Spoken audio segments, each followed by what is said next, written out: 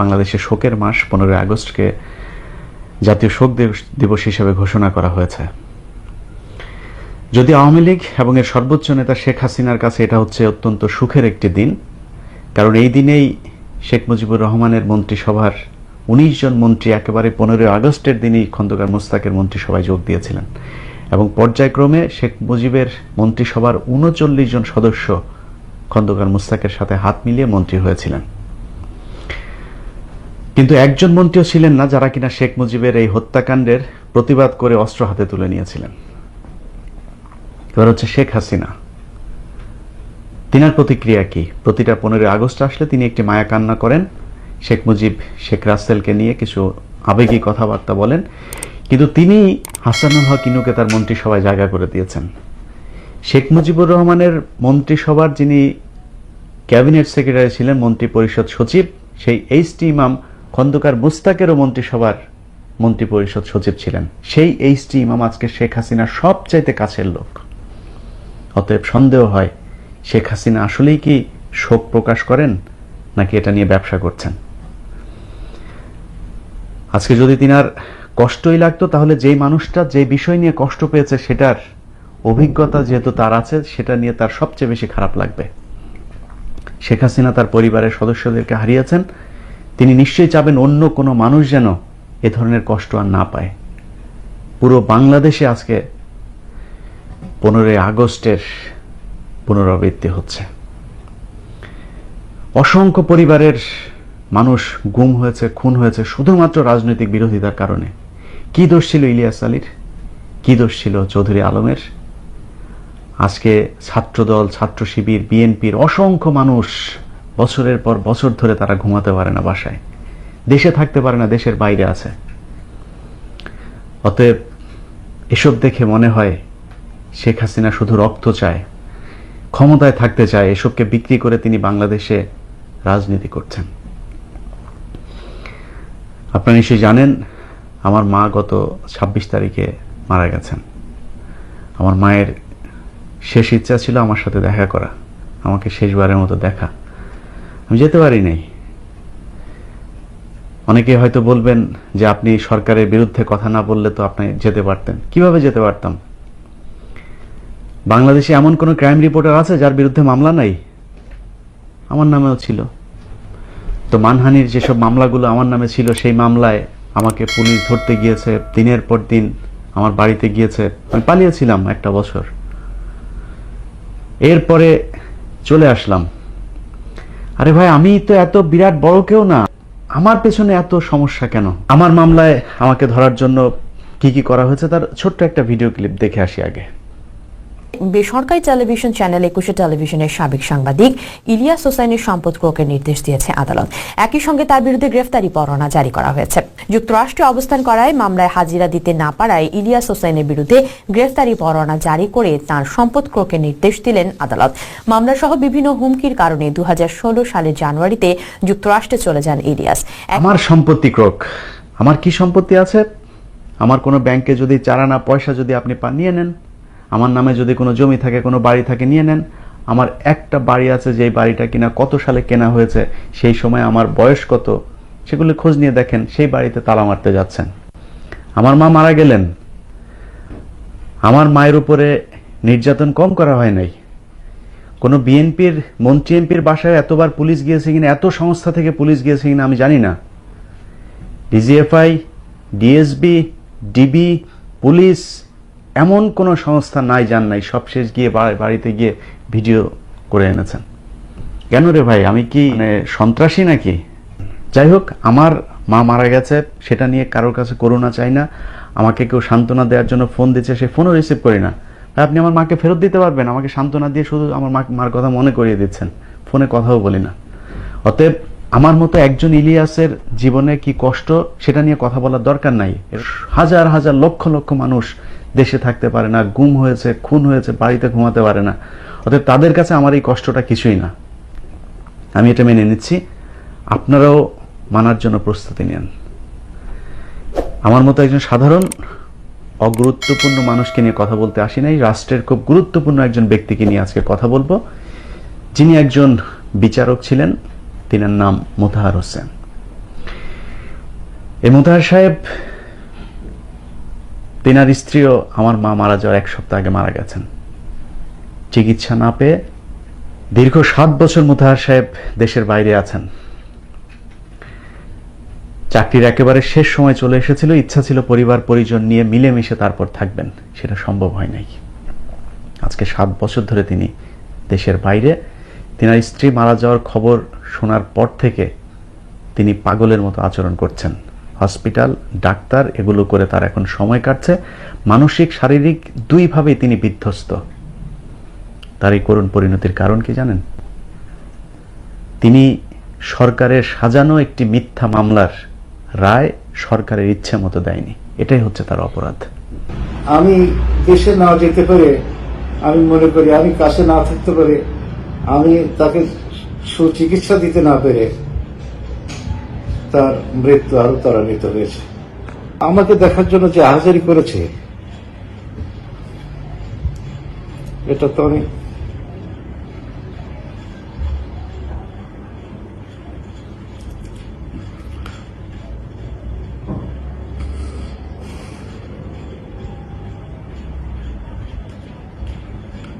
তো বলতে পারবো না। মোতাহার সাহেব, তার ব্যক্তিগত একটু পরিচয় জানা দরকার। তিনি তার চাকরি জীবনে চুয়াডাঙ্গা জেলাতে ছিলেন এবং চুয়াডাঙ্গা সহ দেশের যেই সব জেলাতে তিনি চাকরি করেছেন, বিচারকের দায়িত্ব পালন করেছেন, কোনো জায়গায় কোনো একজন মানুষ তার বিরুদ্ধে কোনো অনৈতিক কাজের অভিযোগ করতে পারবে না। যার পুরস্কার হিসেবে 111 সরকার এসছে। তারপরে তিনি যে বিশেষ আদালতগুলো ছিল যেখানে চাঞ্চল্যকর বিভিন্ন মামলা পরিচালিত হতো, সেই কোর্টের বিচারক হিসাবে নিয়োগ পান এবং সেখানে তিনি, আপনাদের নিশ্চয়ই মনে আছে, সৌদি কূটনীতিক খালাফ, তারপরে বসুন্ধরার মালিকের ছেলের বিরুদ্ধে যে হত্যা মামলা হয়েছিল সেই মামলা, এই মামলাগুলো তিনি পরিচালনা করেছেন। অতএব তিনার সুনামের কোনো ঘাটতি নেই। কিন্তু বিপত্তি বাধে যখন কিনা সরকারের এই অসৎ উদ্দেশ্য তিনি বাস্তবায়ন না করেন, তখন আমাকে সরকার, আইন সচিব, ডিজিএফআই এরা বন্দুকের নলের মুখে দেশ ছাড়তে বাধ্য করেছে। তারা আমাকে হত্যার পরিকল্পনা করেছিল, আমাকে হত্যার হুমকি দিয়েছিল যে তারেক রহমানকে খালাস দিয়ে আমি যদি আমার চেম্বার থেকে বাইরে যাই, সঙ্গে সঙ্গে আমাকে গুম করা হবে এবং আমার লাশ আমার সন্তান, আমার আত্মীয় স্বজন কেউ পাবে না, কোনোদিনও পাবে না। এই মামলাটা করেছিলেন খাদিজা ইসলাম নামে একজন নারী, যিনি কিনা চাইনিজ একটি কোম্পানির বাংলাদেশ প্রতিনিধি ছিলেন। তিনি সেই মামলাটা করেছিলেন গিয়াসউদ্দিন আল মামুনের বিরুদ্ধে, যিনি তার কাছে $7.5 লাখ ঘুষ নিয়েছিলেন একটি কাজের বিনিময়ে। সিঙ্গাপুরের যে অ্যাকাউন্টে টাকা দিয়েছেন, গিয়াসউদ্দিন মামুনের সাথে যে কথা হয়েছে, সবকিছু বর্ণনা দিয়ে তিনি মামলাটা করেছেন। সেখানে তারেক রহমানের কোনো নাম গন্ধ কিচ্ছু নাই। এবং সেই মামলাতে এই মোতাহার সাহেব রায় দিয়েছেন। সেটা রায় হয়েছে কি, 10 বছরের কারাদণ্ড দেওয়া হয়েছে, 40 কোটি টাকা জরিমানা করা হয়েছে গিয়াসউদ্দিন আল মামুনকে। কিন্তু সরকার তাতে সন্তুষ্ট হয়নি, কারণ সরকারের উদ্দেশ্য ছিল সেই মামলাতে তারেক রহমানকে জড়াতে হবে। অত্যন্ত ন্যায়পরায়ণ এবং একরোখা টাইপের মানুষ মোতাহার সাহেব। যখন তাদের কোনো প্রস্তাবে রাজি না হয়, তখন তাকে হাইকোর্টের বিচারক হিসাবে পদোন্নতি দেয়া, ধানমন্ডিতে একটি 5 কোটি টাকার বাড়ির মালিক করে দেয়া, শেখ হাসিনার সাথে সরাসরি সাক্ষাতের সুযোগ করে দেয়া, এই ধরনের অনেক প্রলোভন দেখানো হয়, কিন্তু তাতেও তিনি রাজি হননি। সবশেষ তখনকার যে আইন প্রতিমন্ত্রী কামরুল ইসলাম এবং আইন বিভাগের সচিব আবু সালে শেখ মোহাম্মদ জহিরুল হক দুলাল, তিনাকে শেখ হাসিনা দায়িত্ব দেন জোর করে এটা ব্যবস্থা করার, যেন তারেক রহমানের নাম কোনো না কোনোভাবে এই মামলাতে আসে এবং তার বিরুদ্ধে রায় দেওয়া যায়। কামরুল ইসলাম এবং দুলাল এই দুজন তাকে নানানভাবে চেষ্টা করেন তারেক রহমানকে এই মামলায় ফাঁসানোর জন্য। যখন তাদের এই মিশন সাকসেস হয়নি, তখন তারা করেন কি, তাকে প্রধান বিচারপতি তখনকার এবিএম খায়রুল হকের বাসায় নিয়ে যান। সেখানে নিয়ে এবিএম খায়রুল হক তিনাকে বলেন, যদি চাকরি করতে চান তাহলে 10 থেকে 15 দিনের মধ্যে আপনাকে এই মামলা শেষ করতে হবে, প্রতিদিন শুনানি দিয়ে তারপর তারেক রহমানকে কনভিক্ট করতে হবে। তিনি তাকে বলেছেন যে স্যার এই মামলায় আমি যা পাবো, আইন যা বলে আমি সেভাবেই রায় দেব। তখন দুলাল এবং কামরুল বুঝতে পারেন যে তিনি তাদের ইচ্ছা মতো এই মামলাতে রায় দিচ্ছেন না। যেহেতু তার পেছনের যে ইতিহাস, তিনি কখনোই অনৈতিক কোনো কাজের কাছে, কোনো চাপের কাছে নথি স্বীকার করেননি, আপোষ করেননি, সেহেতু তারা মনে করছেন যে এই মামলাতেও তারা তাদের ইচ্ছা মতো যে বানানো রায় সেটা দেবেন না। যে কারণে ডিজিএফআই তৎকালীন যে মহাপরিচালক মেজর জেনারেল আকবর হোসেন, তিনার অফিসে তিনাকে নিয়ে যান। সেখানে নিয়ে তাকে দিয়েও কিছু ভয়ভীতি দেখানোর চেষ্টা করেন, কিন্তু তাতেও তিনি একই জবাব দিয়েছেন। সবশেষ মামলার ঠিক দুদিন আগে, অর্থাৎ 15ই নভেম্বর 2013 তারিখ, সেদিন তারা একজন হাইকোর্টের বিচারক অশীষ রঞ্জন দাস ধানমন্ডির সেই বাসাতে নিয়ে যান। সেখানে তাকে নিয়ে যাওয়ার সময় ডিজিএফআই লোকজন তার বাসায় এসে তাকে বলেন যে আপনাকে তিনার বাসায় যেতে হবে, জোর করে তিনাকে নিয়ে যান। এবং তিনাকে সেখানে নিয়ে যাওয়ার সময় ঠিক ভবনের নিচে যে জহিরুল হক দুলাল, তিনার কোমর থেকে পিস্তল বের করেন এবং এগুলো বের করে তিনি জাস্ট তিনাকে একটি ভীতি প্রদর্শন করার চেষ্টা করেন। এবং ভেতরে যখন তাদের মিটিং হচ্ছিল, সেই মিটিংয়ের মধ্যে মোতাহার সাহেবের মাথায় পিস্তল ঠেকিয়ে দুলাল তাকে এই রায় তাদের ইচ্ছা মতো দেওয়ার জন্য বাধ্য করার চেষ্টা করেন। তখন তিনি কাগজ ছুঁড়ে ফেলেন এবং অশীষ রঞ্জন দাস তিনাকে বলেন যে স্যার আমি এই মামলা করতে পারবো না, আপনি রায় লিখে দেন, আমি সই করে দেবো, আপনাদের ইচ্ছা মতো যে রায় ইচ্ছা লেখেন আমি সই করে দেবো।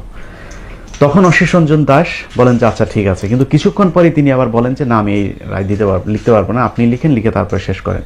দুলাল সবশেষ তাকে মাথার মধ্যে পিস্তল ঠেকিয়ে বলেন যে কালকে শনিবার, পরশুদিন রোববার মামলার রায়, অতএব কালকে সন্ধ্যার মধ্যে আপনি একটি রায় লিখে শেষ করবেন, যেটা আমরা চাই।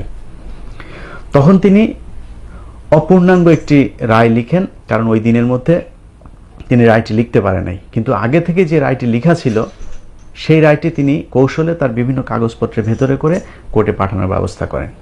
কোর্টে ঠিক নিয়ম অনুযায়ী তিনি এজলাসে যান এবং সেখানে যায় তার যে কোর্ট যে রায়টি ছিল সেই রায়ের কপিতে তিনি স্বাক্ষর করেন এবং হুকুমনামা পড়ে তিনি এজলাস থেকে বের হয়ে যান। তিনি এজলাস থেকে বের হলে তাকে গুম করা হবে এবং তার পরিবারের মানুষকে খুন করা হবে, এই কথাটা তার খুব কাছের দুজন বিচারক তিনাকে আগেই বলেছিলেন। যে কারণে তিনি এজলাস থেকে বের হয়ে 4 দিনের ছুটিতে তিনি চলে যান অজ্ঞাত স্থানে। সেদিন আদালতে যখন রায়টি তিনি স্বাক্ষর করে তারপরে বের হয়ে যান, সেই রায়ের কপিটি সেখানে স্থানীয় যেসব আওয়ামী লীগের নেতাকর্মীরা যারা আগে থেকেই সেখানে ছিল তারা ছিনিয়ে নেয়। ছিনিয়ে নিলে অজ্ঞাত স্থানে বসে মোতাহার সাহেব তার স্টেনোকে ডিটেকশন দিয়ে তারপরে তিনি সেই রায়টি আবার সংযোজন করেন সেই রাতেই। এর 4 দিন পরে তিনি যথারীতি তার কাজে যোগ দেন। কিন্তু সেদিন থেকে 1 মাস 13 দিন পর মোতাহার সাহেবের রিটায়ারমেন্টে যাওয়ার কথা, অর্থাৎ 2013 সালের 31শে ডিসেম্বর তিনার চাকরি শেষ। এর মাঝখানের যে সময়টা, এই সময়টাতে তিনি নানানভাবে গোয়েন্দা সংস্থার লোকজনের কাছে জানতে পারেন যে 31 তারিখে তিনি যখনই অফিস থেকে বের হবেন তারপরে তাকে গুম করা হবে। যে কারণে তিনি 30 তারিখ পর্যন্ত অফিস করেছিলেন এবং 30 তারিখে তিনি রিটায়ারমেন্টে যত কাগজপত্র ছিল সব তিনি স্বাক্ষর করে তারপরে চলে যান। কিন্তু এই ঘটনাটাকে শেখ হাসিনা, এমনকি এরশাদ, এমনকি আওয়ামী লীগের বড় বড় সব নেতারা সংসদে পর্যন্ত মিথ্যাচার করে বলেছেন যে মোতাহার সাহেব 17 তারিখে রায় দিয়েছেন এবং 17 তারিখে রায় দিয়ে তিনি মোটা অঙ্কের টাকা তারেক রহমানের কাছ থেকে নিয়ে তারপর অজ্ঞাত স্থানে চলে যান, অথচ তিনি 30 তারিখ পর্যন্ত ডকুমেন্টেড অফিসে চাকরি করেছেন। আমি যখন মালয়েশিয়া আসার কিছুদিনের মধ্যেই বাংলাদেশের সমস্ত মিডিয়া আমার বিরুদ্ধে জঘন্যভাবে মিথ্যাচার শুরু করলো। এই মিথ্যাচারের মধ্যে যেমন লন্ডনে আমার নাকি একটা স্ত্রী আছে, আমার নাকি সেখানে একটা সন্তান আছে, সেখানে নাকি আমার প্রাসাদ সমান একটা বাসা আছে, আমার সন্তান কোন অভিজাত কলেজে লেখাপড়া করে। অথচ এই যে অভিযোগটা দিল, আমি তো কোনোদিন আমি লন্ডন যাইনি বা লন্ডনে আমার ভিসাও আমার ছিল না। স্বয়ং পার্লামেন্টে প্রধানমন্ত্রী আমার বিরুদ্ধে বলে যে দেশে কি করে আইনের শাসন কায়েম করব। তারেক রহমানের বিচারক একটা মামলা রায় দিল, সে তো রায় দিয়ে রাতে রাতে পালিয়ে গেল। একই কথা তোফায়েল সাহেব, উনি টক শোতে বলেন। একই কথা প্রেসিডেন্ট এরশাদ, উনিও পার্লামেন্টে আমার বিরুদ্ধে কথা বলেন। শেখ সেলিম আমার বিরুদ্ধে কথা বলেন। এরপর 30 তারিখের পর থেকে যখন কিনা তার পিছনে গোয়েন্দা সংস্থার লোকজন লাগতে শুরু করে এবং তাকে খোঁজার চেষ্টা করে, তখন তিনি মালয়েশিয়া পালিয়ে যান। 7 তারিখে সেখানে যাওয়ার পর গোয়েন্দা সংস্থার যেসব লোকজন আছে তাদের অস্তিত্ব তিনি টের পান, এবং পাওয়ার পর সেখান থেকে যেহেতু তার কোনো দেশের ভিসা ছিল না, তিনি পোর্ট এন্ট্রি ভিসা দেশ হিসাবে নেপালে তিনি যান। এবং এই ঘটনাগুলো যে সব কিছু রয়ের সাজানো ছিল সেটা প্রমাণিত হয়। নেপালে যখন যায় তখন ডিজিএফআই রয়ের লোকজন সেখানে তাকে এবং তিনার ছেলে তিনার সাথে ছিল সেখানে আটকায়।